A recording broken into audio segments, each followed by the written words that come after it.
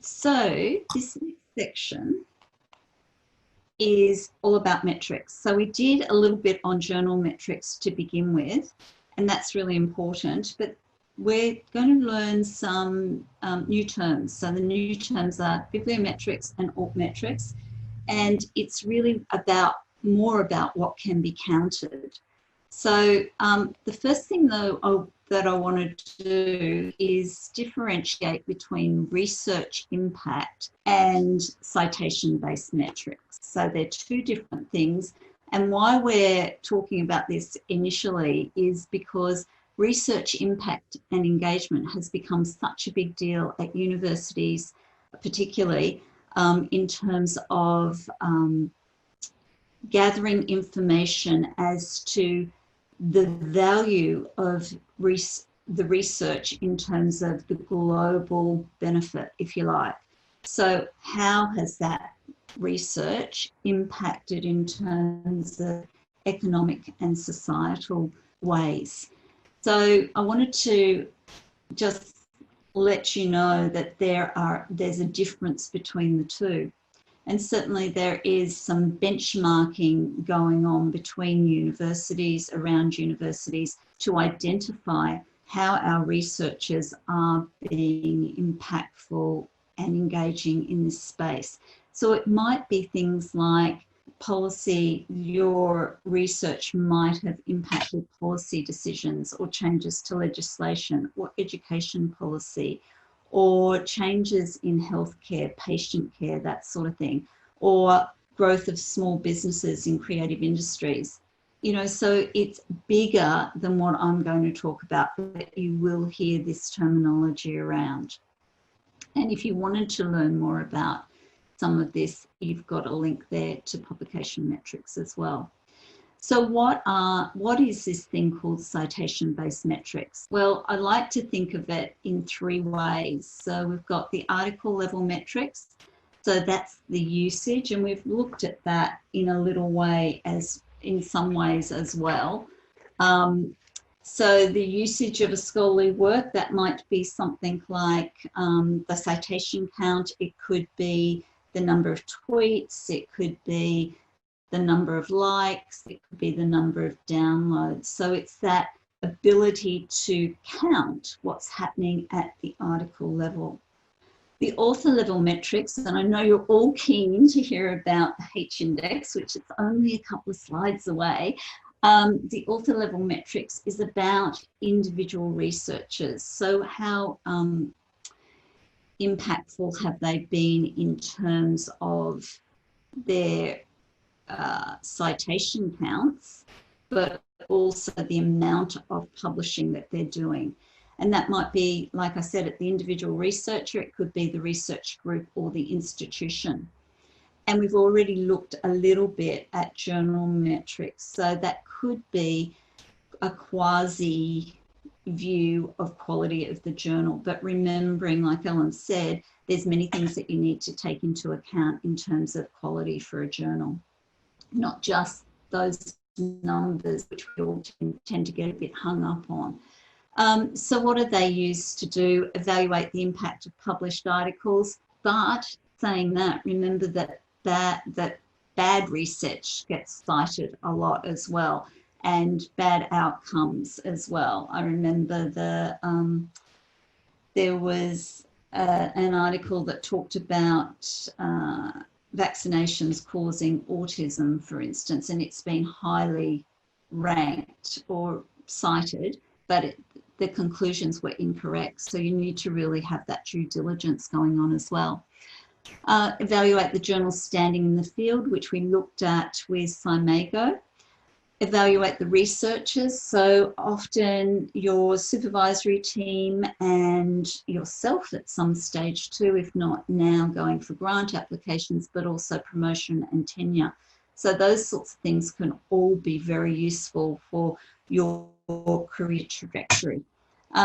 We do evaluate research groups and institutions through benchmarking, such as ERA and research funding, which I won't go into here, but if you needed more information on that, you just have to type in ERA in Google and you'll get a whole lot of information. And as we were talking about last night, it's really important to find potential collaborators. So that can be very helpful as well. But so bibliometrics, what is it? It's what can be counted. And so there's a couple of things that you need to think about with bibliometrics though. And I've got a couple of rules. And one of my rules is to take into account all the metrics that's available from all databases.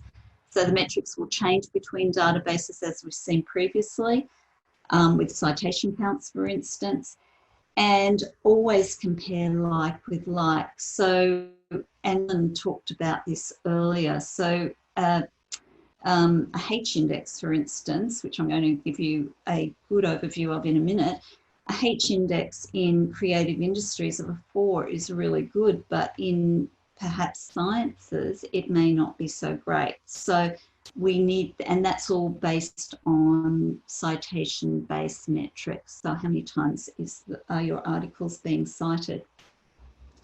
But to think about what sort of questions could we answer with bibliometrics. So what are the best journals in the field of engineering, for instance? Who's citing my articles? How many times have I been cited? How do I know this article is important? In which journal should I publish? And what's my supervisor's H-index? So we're almost at the H-index. So that might be useful for you. And these are all ways of being able to determine value, if you like. But I like what George Hirsch said, and he's the guy that developed the H-index back in 2005. And he says, obviously, a single number can never give more than a rough approximation to an individual's multifaceted profile, and many other factors should be considered in combination in evaluating an individual. And I totally agree with that. And you should do that in terms of using any of these metrics that we're talking about. But what is the H-index? So I want to illustrate this with, hopefully you can see a screen there. So when I worked at the dentistry library, I managed that library for some time. There was a new head of school that came on board, and he said to me, I really want you to find out what my H-index is. So on evaluation of Sam, I discovered he was about 65 at the time. He had about 486 outputs. So he'd been publishing for a very long time. I found that he had a H-index of 60. So what does this mean? It actually means that the 60 means that he has published 60 papers which have each been cited 60 times or more. So it's about the impact of his papers, but also the fact that he is publishing over time. When we think about this further, Laurie Walsh, who is the previous head of school, he had a H-index of 30 and he was about 40, I think. So he's a well-known publisher as well. However, you can see that this is swayed towards people who have been publishing for quite a long time. But what George Hirsch wanted to do was to make sure that it took the emphasis, the H-index takes the emphasis off that really one highly cited article. So that's really important because, you know, no matter if I've got an article that's been cited 1,000 times and I've only got that one article, I'm always going to have a H-index of 1. Now, based on what I've told you, my H-index is 5. Now, I'm proud of that. I'm in education and that's a pretty good H-index. What needs to happen for it to be 6, do you think? And you can put your mics on for this. Yeah, you need to write another article. You need to write another article, and you need to get the articles you have cited one more time each. Yes. So that's the H-index. So what I want to do is think about, okay, how will we find the H-index? So we'll look at some tools to do that so that now you know. So an easy way to identify your H-index would be do I have one article that's been cited once? If I say yes, I've got a H index of 1. Do I have 2 articles that have each been cited twice? I have a H index of 2. And then just continue on that way until you can say no, is the easy way to really work out a H index, or use these tools that I'm going to show you. When we look at the journal, this applies to journals as well. So we didn't quite get there earlier with the journal H index, but a journal with a journal H index of 100, for instance, has published 100 papers that have each received at least 100 citations. All right. Sorry, just a question. Yeah. So the what was the requirement for the citing, like the actual where it's cited? Is it got to be a certain like Q1 or Q2, or does that matter? Or no, it doesn't. But you know, obviously, if you're published in a Q1 or Q2 journal, that's going to increase its visibility and the more likelihood that it's going to get cited. Just as well, if you're published in an open access journal, the visibility is probably going to be higher, or in a journal that's widely disseminated through and indexed in multiple databases. So they do go together. That's right. But it's not a science, really. If you look on the screen, you should be able to see that we have 4 H indexes sitting here. We've got Martin at 94, we've got Philip at 91, we've got Edward at 110, and then we've got Charles at 6. So these are all physicists and they all work together. You can see that 3 of them have got what we in any discipline would say would be high H indexes, but Charles has a 6. And so you can see that he's also a Nobel laureate. So what would be a reason, do you think, or what would be some reasons that he's at a 6 while his colleagues or his peers are at higher H indexes? What could explain that? Maybe he's not publishing. He is publishing, Okay. but it's about where he's publishing. So that's a good point. He's actually he's not publishing in journal articles. So this is very strongly swayed towards journal articles and being published in good journals, high-ranking journals. So he actually writes patents and he goes to conferences and that sort of thing, book chapters, etc. So he is highly ranked in terms of who he is in his field of expertise, but not with a H index. So this is just proving the point, I think, that we actually need to take the whole story of a person into account. So what tools can we use for author and article analysis? So we're going to look at Web of Science again, Scopus and Google Scholar. So let's go back to Web of Science and we'll do a search on Laurie Walsh, who is one of the previous head of schools at the Royal Brisbane Dentistry Library, or Dentistry School. And we'll do a search and then you'll be able to do a search and see if your supervisor has a good H index. So we're going to go back to the library webpage. So you all should know how to get there now, but let's go QUT library. I'll just get myself there. And we're going into view all databases. And W for Web of Science. And scrolling down to the second option, Web of Science. Give that a click.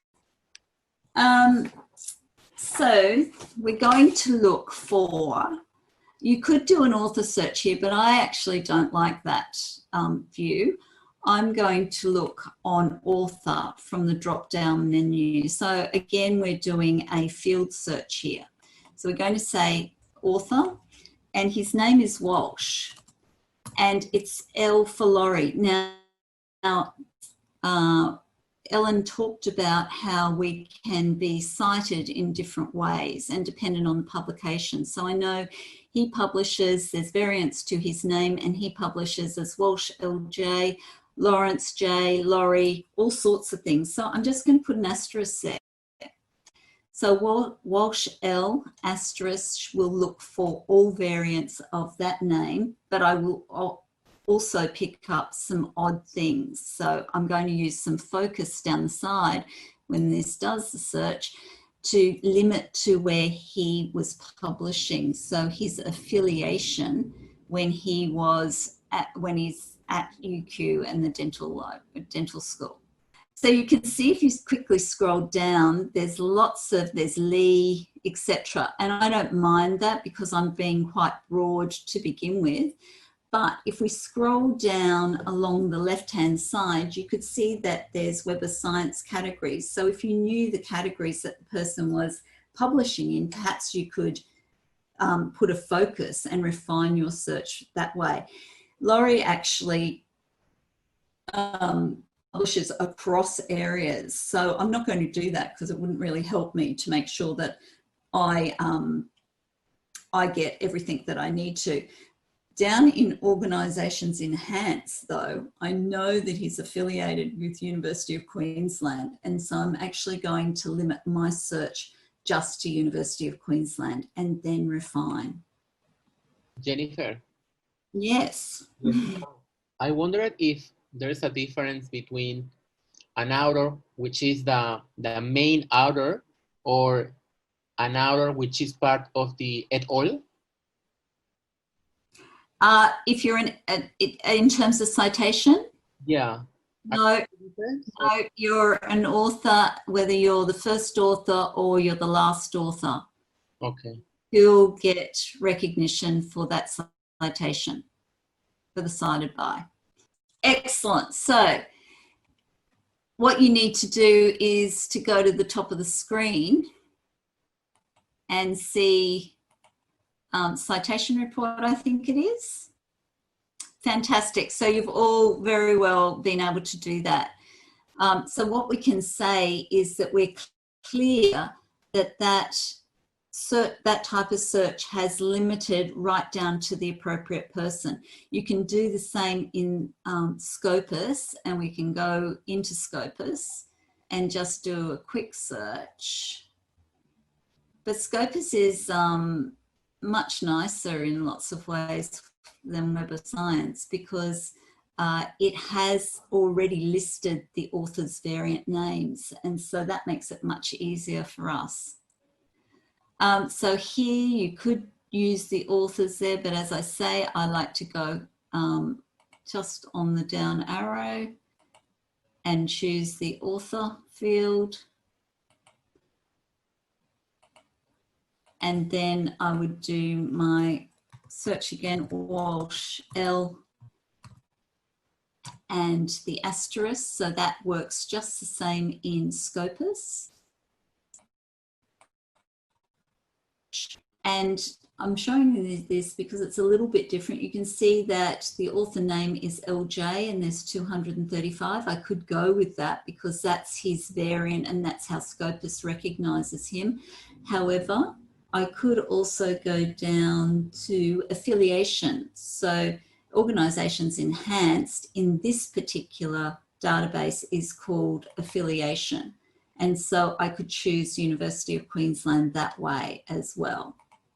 And then just limit to. And the nice thing about this is that you're able to, whenever you bring up the author, you're able to click on the author details. They're all hyperlinked, as are all of these things here, including the journal. So hyperlinks there. So that will bring up Laurie's H index, which is 43. In the other database, it's about 32. So what I'm trying to show you here is that dependent on the database, just as we found the other day when we were doing searches in Web of Science and Scopus, they will change, the H index will change. And so clearly if I'm doing something for promotional grants or whatever, I would use the higher one, which is Scopus. And bigger subject area, etc. Awesome, good on you. So the other term that we started off talking about was altmetrics as well. So altmetrics is alternative metrics, so it is based on the social web, and it's about that article level, once again, that article level metrics. And it's about, I think it's about the ability to have the notoriety at the article level. So you can sort of look at the value of an individual article and how it's been accessed. So here we are in PLOS 1, for instance, and I remember somebody has published in PLOS 1, so that's really good. Here it is. PLOS 1 was one of the first open access journals, and what it's telling us here is that there's been a total article views of 12,474. Now that's pretty good, right? Since it was published 2011 through to 2019, so that's quite a lot. Then it breaks it down a little bit further, so you can see that it's got the HTML page views, the PDF downloads, so people are quite serious to use this use this article if they're going to go to the point of downloading the PDF. And also it's in PubMed Central, so it's accessed through PubMed Central, and these are extra downloads and statistics. So highly rated paper from that level. The other one is QUT ePrints. So QUT ePrints, and we're going to go across to QUT ePrints because I think it's really worthwhile to have a look at the statistics view, particularly when you're tracking some authors in QUT ePrints and even maybe some thesis and that sort of thing. So this one just gives an overview of the approaches and methods for a study of social media and political communication article. And you can see over time what the downloads have been. But the most important aspect for me anyway, when we're talking about collaboration too, is to find out where people are downloading the article from. So this might lead to, okay, if people are really interested in my article from the States or from China, so one of my articles in nursing, they were downloading it a lot from China because they were getting into nurse and librarian, health librarian coordination, and that's what I was working on. So having that, the nurse on the team in the hospital environment. So the nice thing about this too is it tells us that externally 97%, over 97% of the articles have been accessed from external folk and only a few from QUT. So let's go over and have a look. So we'll go back to the library and we'll go ePrints here. And QUT ePrints should come up. Here we are, there's a link there. And I'm just going to do an advanced search. The advanced search is just on the author. Bruns, Axel, I might put in and see how we go with that. So all I'm wanting is a group of articles really to have a look at those statistics. So here's this article. It's had 405 downloads. If we were to click on the title, you will see in very small writing more statistics on the right hand side. And so from that screenshot that we had, this is where you would access that information. So over time, this one, once again, Axel, from July 2019 to April 2020, there's been 405 downloads. This is important also to find out about how your supervisor is faring as well in terms of some of the articles. So not cited through here, through Scopus, Web of Science, Google Scholar, but it's sort of early on in the trajectory of this article, but lots of downloads from outside of QUT. And of course, when you start to publish, you will put your articles and other outputs into QUT ePrints, and that will lift the visibility of those works. There is another tool that we can look at that's very good for understanding the attention that an article or a piece of work gets, and it's called an Altmetric Explorer. And so it uses these donuts. So you can see the donut on the screen, 3,696 pieces of attention. So these pieces of attention are indicated by colours, and you can see here picked up by 63 news outlets. Now that might be something that is important to you to know about. You might actually be asked to, you know, go on the radio and talk about your work, etc. It might actually from there be picked up by policy, etc. So this is a very important tool, particularly in these days of social media. So it's been blogged by 11, tweeted by 7,000, etc. And so the score is based on the kinds of attention. And so I can't tell you the statistics behind that. That is something that I'm not sure we actually have information on. But we can go to Altmetric Explorer as a database that we access. So if we go over to, again, over to the library page. Oh, wrong one. Here we are. There's always lots of ways to get into these tools. You can go A for Altmetric, which we're at. There it is, Altmetric Explorer. For more features, sign up for an Explorer account. So once again, here's another one that you could create an account with and to keep up to date. The service tracks online attention to scholarly articles, data sets, and other research outputs. Use Altmetric Explorer for institutions to explore QUT's data. So that's what we do in the library. Okay, here we are.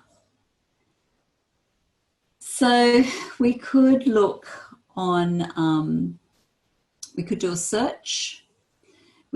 I've been in here before and I can see I've probably done a search in health. But if I were to look at alcohol use and burden of 195 countries and territories, just clicking on that title will allow me to go in and have a look. I could also look at an area, and you can see it shows the data across the world in terms of tweets, etc. And then it breaks it down some more. So a really good one to have a look at. And then that's giving you the summary. And I like this. I like the policy documents that have actually come out of that particular piece of work. So that to me is research impact and engagement. And you might actually follow the links from that paper or that tweet, come in here and find some policy that you may not have found in any other way, because remember, these are grey literature as well. So that's just a little bit about that particular tool, which I think is really valuable. So go and have a look. We've got time. We do have a bit of time for you to explore QUT ePrints or Altmetric Explorer to view the download stats, or just explore those in terms of getting to understand what you can get out of those tools. So we're going to, it's now sort of just after 10 past, so 5 minutes. And any questions, please put them in the chat.